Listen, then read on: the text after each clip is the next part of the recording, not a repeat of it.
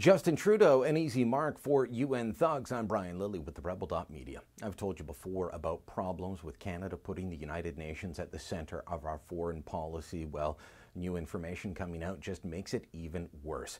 Beyond the fact that Trudeau wants to put UN law above Canadian law, we're now finding out that UN officials had Canada marked as an easy spot to get more money from the moment Justin Trudeau was re-elected. Now, he had said he would re-engage with the United Nations in his election platform, so it shouldn't be a shock, but it is surprising to see these documents. These are documents, memos obtained by the Rebel that show from October 2015, the folks at UNRWA, the United Nations Relief and Works Agency, started engaging with the Canadian government asking for money again.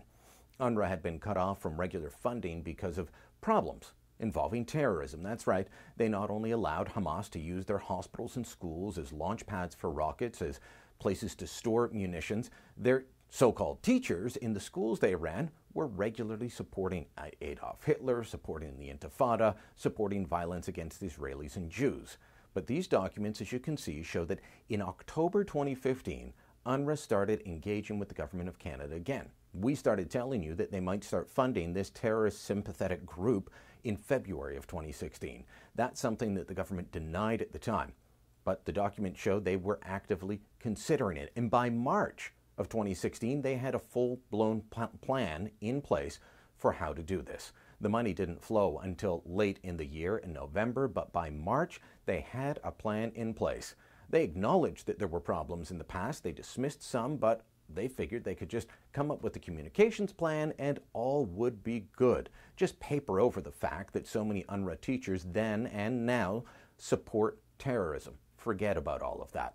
UNRWA was going to get its money, and get its money it did. Now, why do I care about the United Nations so much? Because Justin Trudeau's made it a focal point of Canada's foreign policy, and I think that's a mistake. The United Nations gives as much credence, as much weight to a vote by Justin Trudeau as it does to a vote by Robert Mugabe and his thugs in Zimbabwe or any of the other tin pot dictators around the world that show up. Because the United Nations has the largest voting bloc, is the Organization of the Islamic Conference, a group that pressures for anti-blasphemy type legislation to go global. That's right. So the United Nations isn't an organization we should look up to, at least not with reform. But Trudeau doesn't want to push reform. He just wants to get a seat on the Security Council. That's all he cares about, sucking up to them. So when you see stories like this published in the Toronto Red Star, no less, showcasing that there were sex rings being operated in Haiti by UN peacekeepers, children 12 to 15 years old being forced into sexual acts for as little as 75 cents, doesn't it break your heart? Doesn't that make you think that maybe, just maybe, there should be reform at the United Nations? Well, if Justin Trudeau was a man of conviction, he would call for that. But I don't think he is. And so the United Nations has allowed these people to go away and get away with running sex ring operations with children with no punishment.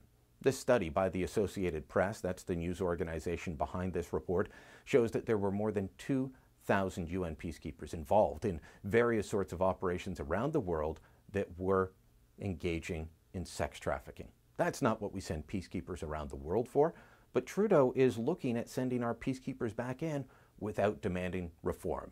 He's giving our money to UNRWA without demanding real reform. He wants to have a Twitter and Facebook communication plan strategy.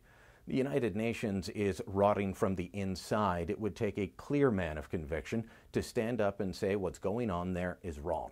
Unfortunately, that's not what we have in Justin Trudeau.